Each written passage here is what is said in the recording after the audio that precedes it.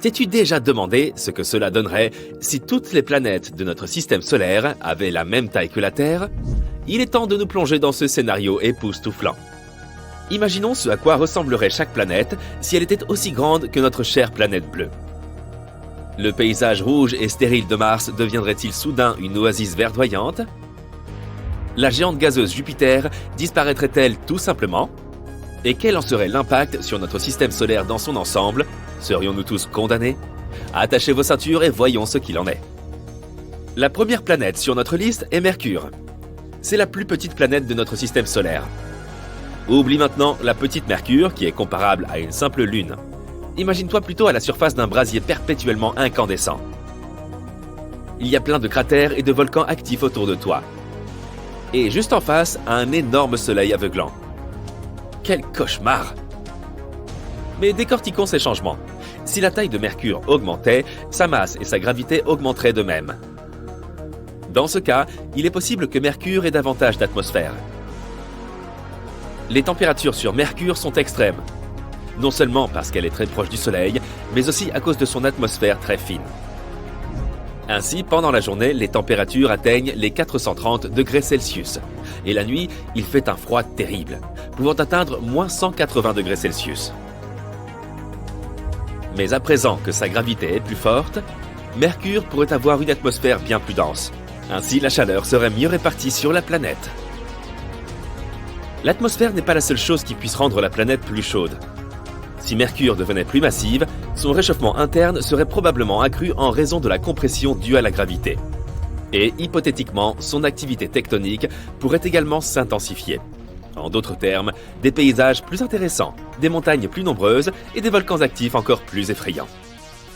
Félicitations, tu as transformé Mercure en une Vénus 2.0. Pour nous, tous ces changements ne seraient guère plus agréables. Il deviendrait beaucoup plus difficile d'y envoyer nos engins spatiaux. Il vaut donc mieux que Mercure reste telle qu'elle est, petite, calme et ennuyeuse. En gros, tout le contraire de notre prochaine étape, Vénus. Qu'arriverait-il à Vénus si elle était de la taille de la Terre? Eh bien, à vrai dire, rien. Elle ne changerait pas du tout. Tout simplement parce que Vénus a déjà presque la même taille que notre planète. On l'appelle même la jumelle de la Terre, même si jumelle est un bien grand mot. En réalité, nous ne pourrions pas être plus différents. Vénus est souvent surnommée l'étoile du matin, parce qu'elle est très brillante et visible dans notre ciel. Mais ne te laisse pas abuser par sa beauté. Cette planète est l'un des endroits les plus inhospitaliers de notre système solaire. Sa surface est plus chaude qu'une pizza sortie du four, soit environ 482 degrés Celsius, et elle est recouverte d'épais nuages d'acide sulfurique qui dissoudraient tout humain tenté de la visiter. Hélas donc, tu n'es pas prêt de t'y rendre.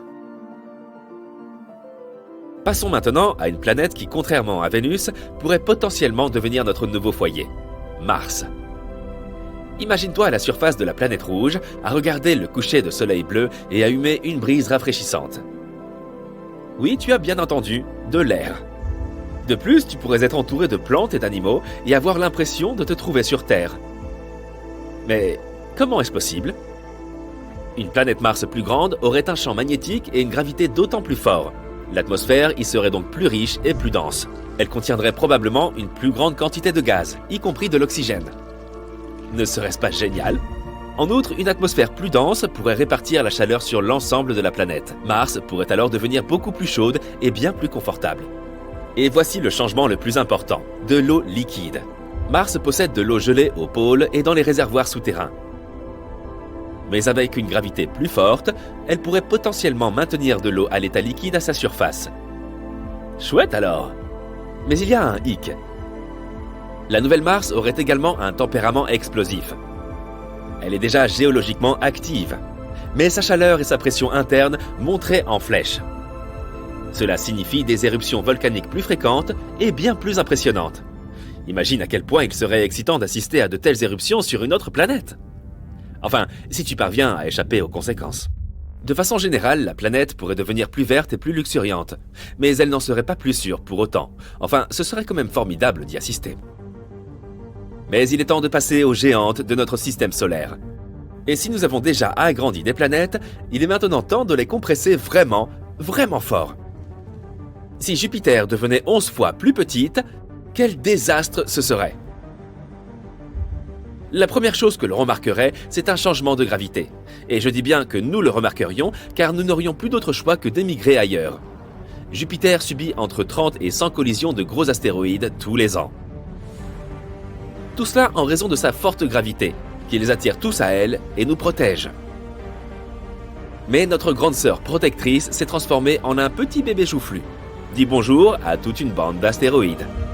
Oh, et dis adieu à Jupiter. Cette planète est connue pour son atmosphère épaisse et tourbillonnante. Mais avec une attraction gravitationnelle beaucoup plus faible, Jupiter aurait probablement bien du mal à la retenir. Au fil du temps, elle s'échapperait donc lentement dans l'espace, laissant derrière elle une fine atmosphère composée principalement d'azote et d'oxygène. Nous devrons également faire nos adieux à l'apparence emblématique d'une autre géante, Saturne. La différence la plus notable sera la disparition de ses célèbres anneaux. Constitués de petites particules de glace et de roche, les anneaux sont une caractéristique unique de Saturne. Mais avec une gravité semblable à la Terre, ils s'abattraient sur la planète ou se disperseraient dans l'espace. C'est bien dommage. Saturne est également une géante gazeuse, tout comme Jupiter. Son atmosphère est composée essentiellement d'hydrogène et d'hélium. Mais si elle était de la taille de la Terre, ces gaz se trouveraient comprimés en raison de la gravité accrue. Cela la rendrait beaucoup plus dense. Cela signifie que la taille et la forme de Saturne changeraient. En théorie, si nous pressons fortement Saturne, elle pourrait devenir une naine brune. Il s'agit d'un type d'étoile manquée, qui n'a pas la masse nécessaire pour entretenir une fusion nucléaire, mais qui émet de la chaleur et de la lumière. Saturne pourrait donc cesser d'être une planète. Le temps qu'il y fait changerait aussi probablement. Toutes ces tempêtes démentielles, comme la fameuse tempête hexagonale qui fait rage au pôle Nord, deviendraient plus calmes et beaucoup plus faibles. La géante suivante est Uranus. Essayons de comprimer cette pauvre planète. Tout d'abord, la gravité à la surface d'Uranus serait beaucoup plus faible qu'aujourd'hui. Son atmosphère pourrait également changer. Si Uranus était plus petite, elle pourrait présenter une atmosphère plus fine et des gaz différents. Cette planète est plutôt froide, avec une température moyenne de moins 214 degrés Celsius. Mais si elle avait la taille de la Terre, elle pourrait se réchauffer un peu, en raison d'un rapport de volume réduit en comparaison de sa surface. Mais ne te réjouis pas trop vite, il y ferait encore bien plus froid que dans les endroits les plus glacés de notre planète. Comme tu peux le constater, les géantes gazeuses n'endurent pas facilement un tel rétrécissement, sauf peut-être l'une d'entre elles. Étonnamment, la petite Neptune deviendrait beaucoup plus sympathique. Tout d'abord, il s'agirait probablement d'une planète rocheuse, dotée d'une minuscule atmosphère. Fini la géante gazeuse, place à une planète où il est plus facile de vivre et de se déplacer, pour les animaux comme pour les humains. Et en parlant de se déplacer, en raison de sa petite taille, la gravité sur cette nouvelle Neptune serait presque la même que celle de la Terre, ce qui faciliterait grandement la marche et le saut. Plus besoin de flotter dans l'espace. L'atmosphère de la Neptune originelle est si épaisse qu'on peut à peine y distinguer sa main devant son visage. Et la pression de surface y est environ 100 fois supérieure à celle de l'atmosphère terrestre. Mais notre nouvelle Neptune serait très différente, avec une atmosphère beaucoup plus fine et bien moins dense. Elle contiendrait encore du méthane, de l'eau et de l'ammoniac, mais beaucoup moins qu'avant. Enfin, la température. La Neptune actuelle est glaciale, avec une température moyenne d'environ moins 223 degrés Celsius. Mais si elle avait la même taille que la Terre, elle serait probablement beaucoup plus chaude, tout comme Uranus. Ah, voilà qui est mieux. Quelle planète ce serait pour nous? Et voilà pour les changements planétaires. Mais qu'arriverait-il à l'ensemble du système solaire si nous rendions toutes les planètes aussi petites? Il est difficile de le prédire, mais il semble clair que leur gravité et leurs orbites pourraient changer considérablement. Il est peu probable que l'une d'entre elles s'envole au loin dans l'espace ou s'écrase contre sa voisine, ou un truc du genre. Mais beaucoup de leurs orbites deviendraient probablement très instables. Et le nombre de collisions avec des astéroïdes augmenterait considérablement. Bien sûr, tout ceci n'est que pure spéculation. Ce n'est pas comme si nous pouvions vraiment expérimenter tout cela. Mais c'est tout de même un exercice de pensée très intéressant. Et cela permet de se rendre compte à quel point notre système solaire est unique et spécial. 2002 et 2023 ont été des années historiques en matière de découverte de nouveaux mondes fascinants. L'année dernière, la NASA a dépassé les 5000 exoplanètes confirmées. La liste est incroyablement variée. Elle comprend des super-terres rocheuses, des géantes gazeuses comme Jupiter, des géantes de glace comme Neptune, etc. Et ce n'est qu'un début. Il pourrait y avoir plus de 1000 milliards d'exoplanètes rien que dans notre galaxie. Mais la question la plus importante est de savoir combien d'entre elles sont habitables.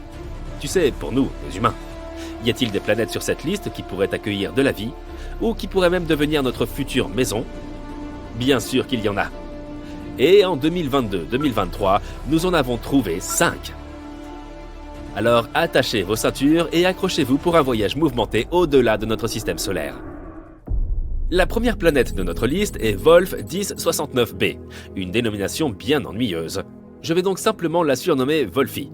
Car qui pourrait m'en empêcher? La NASA? Une nouvelle étude menée par 50 astronomes passionnés a confirmé quelque chose de génial. Cette exoplanète, Wolfie, située à seulement 31 années-lumière de nous, pourrait potentiellement être composée de roches. En d'autres termes, il s'agit théoriquement d'une planète habitable. L'équipe à l'origine de cette découverte a utilisé une technique appelée vitesse radiale pour détecter l'exoplanète.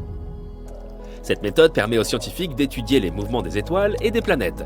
C'est un peu comme si on jouait au ballon avec un ami et qu'on voyait la balle se rapprocher de plus en plus au fur et à mesure qu'il la lançait. C'est un peu comme la vitesse radiale. Lorsqu'une planète se rapproche de nous, l'étoile autour de laquelle elle orbite semble aussi se rapprocher de nous. Lorsque la planète s'éloigne de nous, l'étoile a également l'air plus lointaine. Les scientifiques peuvent utiliser ces informations pour déterminer ce que fait la planète et quelle est sa taille. C'est ainsi qu'ils ont trouvé Wolfie. On estime que cette exoplanète a la taille de la Terre et qu'elle a une masse égale à 1,5 fois celle de notre planète. Elle est en orbite autour d'une étoile naine rouge que j'appellerais Wolfie's Mama. Mais c'est là que le bas blesse. Wolfie orbite dans la zone habitable de son étoile, ce qui signifie qu'il s'agit d'un candidat idéal pour la présence d'eau sous forme liquide à sa surface. C'est comme si nous avions touché le jackpot exoplanétaire. Waouh, j'aimerais bien avoir acheté un ticket. Cette étude estime que si Wolfie possède une atmosphère semblable à celle de la Terre, les températures pourraient atteindre 12 degrés Celsius, ce qui signifierait que de l'eau liquide pourrait s'accumuler sur le côté jour de la planète. Mais voici le hic. L'exoplanète est verrouillée par son étoile, ce qui signifie que c'est toujours le même côté qui fait face. Imaginons qu'un côté de la planète soit toujours baigné dans la chaleur de son étoile, tandis que l'autre est éternellement dans l'obscurité. Comme au collège, je plaisante. L'équipe à l'origine de cette découverte estime qu'il s'agit de la meilleure candidate pour des recherches plus approfondies. Mais il faudra probablement attendre encore 10 ans pour obtenir des réponses. D'ici là, nous devrons continuer à scruter le ciel avec nos télescopes et en croisant les doigts. La planète suivante est TOI 700e. Comment lui trouver un bon surnom? La NASA vient de découvrir une nouvelle planète qui devrait prendre la galaxie d'assaut. Ou plutôt en orbite. Je la surnommerai Toys Were Us. Elle fait presque la taille de la Terre, contient très probablement de l'eau liquide à sa surface et n'est qu'à 100 années-lumière de nous. Il ne s'agit pas d'un simple trajet en voiture, bien sûr, mais elle est assez proche dans le grand ordre des choses. Toys Were Us est la 4e planète de son système et a une orbite un peu courte. 28 jours seulement pour faire le tour de son étoile. Au moins, tu auras un anniversaire tous les mois. Hurrah!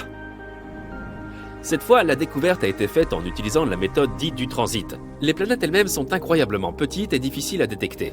Mais lorsqu'une planète se trouve devant l'étoile, elle bloque une partie de la lumière qu'elle émet, ce qui la fait paraître un peu moins brillante. Dès que la planète s'éloigne, l'étoile retrouve sa luminosité. Pour trouver une planète, les scientifiques observent donc très attentivement si la luminosité change. Si c'est le cas, cela signifie qu'il y a probablement une planète qui joue à cache-cache avec nous. C'est ainsi qu'ils ont découvert Toys Were Us. On la doit à la mission TESS. Elle a également détecté 66 nouvelles exoplanètes et 2100 autres candidats attendent d'être confirmés. TESS a produit des images de 75% de la voûte céleste. C'est ce qu'on appelle de l'efficacité. Toys Were Us est située dans la zone habitable optimale, entre les planètes C et D. Mais elle pourrait être verrouillée, tout comme Wolfie. Il se peut donc que nous devions nous contenter d'un monde aquatique à une seule face. La découverte de Toys Were Us est une piste prometteuse pour les futures observations de suivi. Et elle démontre le potentiel de TESS à trouver des exoplanètes encore plus petites à l'avenir. Qui sait, peut-être découvrira-t-on un jour un nouveau foyer pour notre espèce parmi les étoiles, ou du moins un nouveau lieu de vacances. Ensuite, nous avons des jumelles, GJ1002b et GJ1002c. Cette galaxie vient de se rapprocher un peu plus de nous avec la découverte de 2 exoplanètes, que je surnommerai Hansel et Gretel, qui se trouvent à quelques encablures de notre système solaire. En effet, ces deux planètes semblables à la Terre sont situées à moins de 16 années-lumière, ce qui représente un saut de puce pour l'espace. À titre de comparaison, Proxima Centauri b est l'exoplanète de masse terrestre la plus proche, à 4,2 années-lumière. Ces deux nouvelles voisines sont donc parmi les plus proches de nous. Elles sont toutes deux en orbite autour d'une étoile naine rouge dont la masse équivaut à peine à 1/8 de celle du Soleil. Elle est plutôt froide et peu lumineuse, mais ce n'est pas grave car les deux planètes en sont très proches. Hansel met 10 jours à tourner autour de son étoile, tandis que Gretel met un peu plus de 21 jours. Encore des anniversaires en plus, j'imagine. La découverte a été faite par une équipe scientifique internationale et n'a pas été une mince affaire. L'équipe a dû travailler avec 2 instruments, Espresso et Carmenes. Le résultat? Un café latte? Non.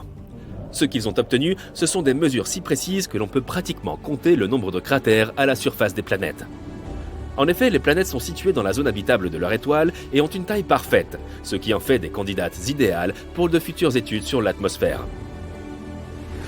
Le principal responsable de l'étude a déclaré « La nature semble vouloir nous montrer que les planètes semblables à la Terre sont très répandues. Grâce à ces deux planètes, nous en connaissons désormais 7 dans des systèmes planétaires très proches du Soleil. Qui aurait cru que nos voisins pouvaient être si accueillants ?» En conclusion, la découverte de Hansel et Gretel est un pas de géant pour l'humanité. Alors, levons tous nos verres de H2O, ou de ce que l'on boit sur les exoplanètes, et célébrons-la. La dernière planète de notre liste est LP 890-9C. Je l'appellerai Bob. Cette super-Terre, située à environ 98 années-lumière, est 40% plus grande que notre planète. De plus, elle a une jumelle, que je surnommerai Ray, qui est jusqu'à 65% plus grande que la Terre.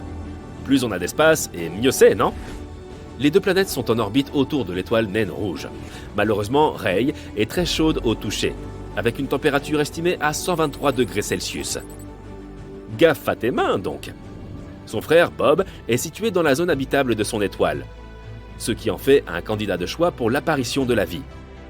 Mais n'oublions pas que la température réelle des planètes dépend de leur atmosphère. Il est possible que Bob, la planète la plus éloignée, soit victime d'un emballement de l'effet de serre, ce qui la ferait ressembler davantage à Vénus qu'à la Terre. Elle pourrait donc être trop chaude pour être habitable. Mais ne perdons pas espoir. Le télescope spatial James Webb, lancé en décembre 2021, est sur les rangs.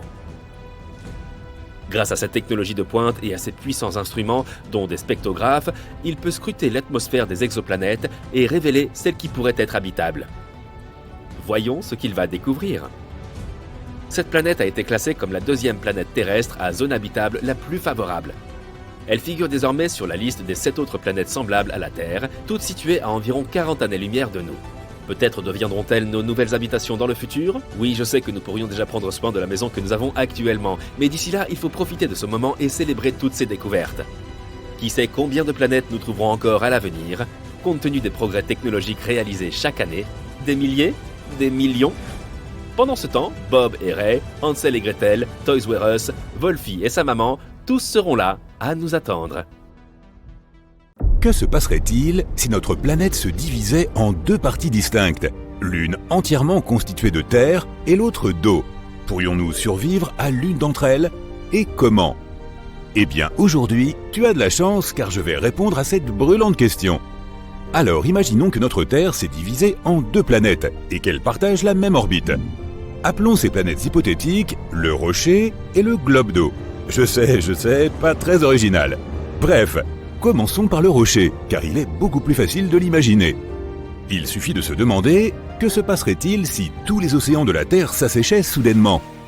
Nous savons qu'il n'y a pas de vie sans eau. Elle couvre 70% de la surface de notre planète. Il y a tellement d'eau que même si tous les océans et les mers disparaissaient, il en resterait encore, dans les nappes souterraines, les rivières, etc. Mais malheureusement, ce ne serait pas suffisant pour que nous puissions survivre. Toutes les créatures marines disparaîtraient. Après un certain temps, tous les autres animaux, les plantes et aussi bien sûr les humains, subiraient le même sort. Les forêts complètement asséchées s'enflammeraient tôt ou tard et brûleraient jusqu'à ce que tout ne soit plus que cendres. Mais bon, ce ne serait peut-être pas si grave. La vie pourrait toujours exister, sous une certaine forme. Certaines bactéries sont encore plus résistantes que les cafards. Elles sont capables de survivre dans les conditions les plus défavorables. Par exemple, les extrémophiles sont déjà en mesure de vivre sans eau. Ces petits gars peuvent survivre dans un environnement incroyablement chaud ou acide, sans eau ni lumière du soleil. Sans eux, notre rocher deviendrait une planète vide et sans vie. Mais qui sait, peut-être qu'un jour les extrémophiles évolueront vers des formes hyper cool qui pourront survivre dans n'importe quel environnement. Mais pour l'instant, notre rocher est juste un rocher flottant en gros. Pardon ? Tu imaginais un désert aride ou une steppe brûlante ?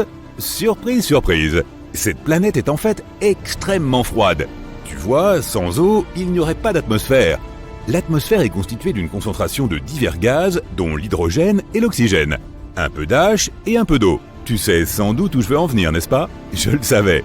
En gros, pas d'eau, pas d'atmosphère. Et comme c'est l'atmosphère qui conserve toute la chaleur dont nous avons besoin, la planète serait très froide sans elle. Le contraste entre les endroits froids et moins froids deviendrait également très net. Tu vois, l'eau est essentiellement un stabilisateur de climat. Les océans absorbent presque toute la chaleur que nous envoie notre Soleil. Ils la répartissent uniformément sur la Terre et ainsi, celle-ci n'est ni trop chaude ni trop froide. Donc, sans eau, le rocher se transformerait progressivement en un désert froid. La température moyenne sur cette planète serait d'environ moins 73 degrés Celsius. Aux deux pôles, la température serait extrêmement basse, environ moins 184 degrés Celsius.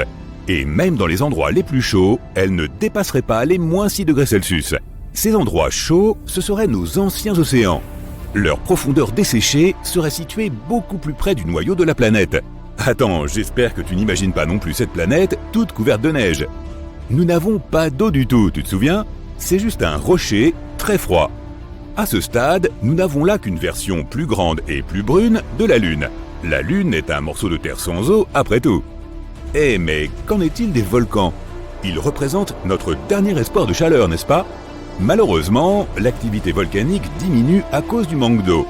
Comme tu le sais peut-être, les volcans et leurs éruptions doivent leur origine à la collision de deux plaques tectoniques, la plaque océanique et la plaque continentale.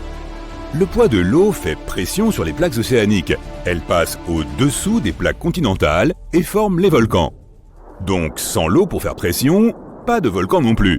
L'activité volcanique diminue donc considérablement. Le rocher serait une planète pleine de montagnes incroyablement hautes et nombreuses. Et chaque fois que les plaques tectoniques entrent en collision, elles formeraient de nouvelles montagnes et de nouvelles fosses. Certaines d'entre elles extrêmement profondes, comme la célèbre fosse des Mariannes. Je préviendrai bien les gens à faire attention à ne pas tomber, mais comme il n'y a plus personne... De plus, la météo, c'est fini. Sans eau, il n'y a plus de neige, de glace ou de pluie. Il n'y a même plus de nuages. Le vent soufflerait probablement assez fort cependant. Voilà le destin de la planète Rocher. Pas très reluisant tout ça. Alors, allons voir comment se porte notre globe d'eau. Il y a plusieurs milliards d'années, notre Terre était en fait entièrement recouverte d'eau. Puis, il y a environ 1 milliard d'années, le niveau de la mer a baissé. La matière terrestre est apparue. Cela a changé l'atmosphère de notre planète pour toujours. Et c'est ainsi que la vie est née.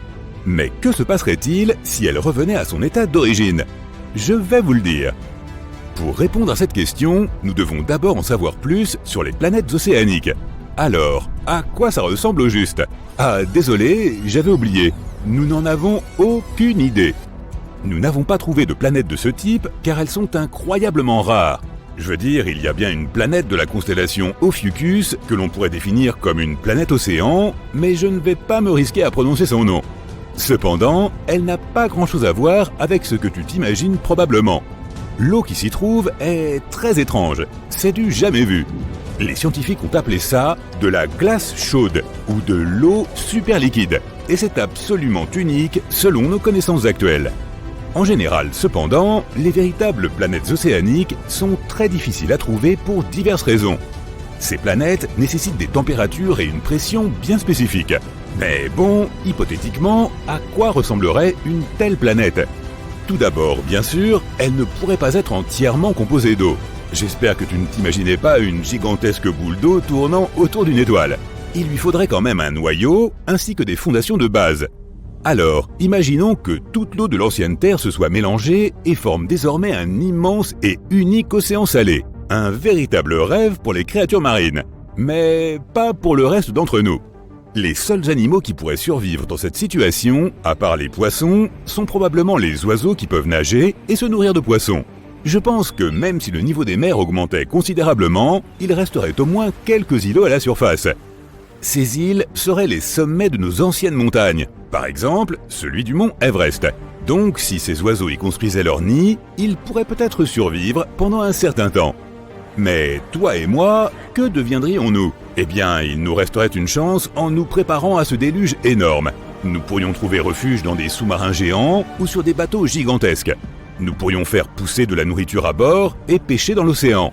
Mais sur les îles Everest, il serait peu probable que nous tenions longtemps. En cas d'accident, si nous n'avions nulle part où accoster, comment effectuer les réparations nécessaires ? Malheureusement, nous n'aurions plus d'eau potable. Elle viendrait de l'eau de pluie ou du filtrage de l'eau de mer. Il nous faudrait donc la stocker quelque part. Et tous ces récipients prendraient énormément de place et seraient extrêmement lourds. Mais de manière générale, ce globe d'eau ne serait pas un si mauvais endroit. Il y ferait assez chaud, la température moyenne y serait d'environ 10 degrés Celsius et l'écart entre les températures les plus basses et les plus hautes serait infime. De moins 29 degrés Celsius au pôle à 21 degrés Celsius à l'équateur. Comparé à la planète Rocher, ce n'est pas mal du tout. Le globe d'eau serait également légèrement plus grand que la Terre en termes de rayons en raison du volume de l'eau. Mais la densité de cette planète serait au contraire assez faible. La gravité pourrait elle aussi être un peu plus faible. Maintenant, en ce qui concerne les deux planètes, si nous les placions sur l'orbite de la Terre, après un certain temps, elles s'éloigneraient encore plus l'une de l'autre et suivraient des trajectoires différentes. Elles s'aligneraient pour ne pas entrer en collision l'une avec l'autre.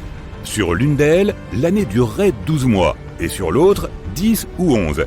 Et c'est à peu près tout. Un fait amusant. Tout cela pourrait réellement se produire dans l'avenir. Tout d'abord, la croûte terrestre s'amincit progressivement. Moi, j'aime plutôt les croûtes fines, mais seulement sur mes pizzas. Donc un jour, l'eau pourrait vraiment inonder toute notre Terre. D'autre part, dans quelques milliards d'années, lorsque notre Soleil commencera à se dilater et à se transformer en géant rouge, tous les océans de notre planète seront totalement desséchés. Bon, on respire à fond et on se secoue. On arrête avec ce scénario. Pourquoi s'inquiéter de choses si lointaines alors que je ne sais pas où j'ai mis mon portefeuille aujourd'hui ? Voilà un problème beaucoup plus pressant.